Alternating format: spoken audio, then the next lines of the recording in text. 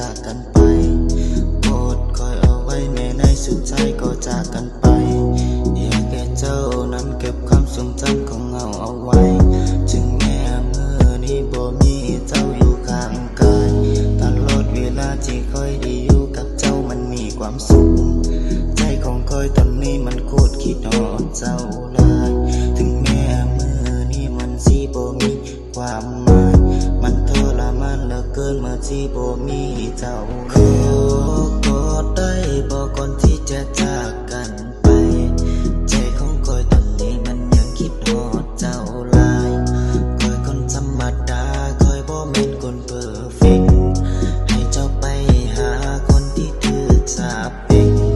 ปล่อยให้เจ้าไปถึงแม้ใจคอยสิเจ็บ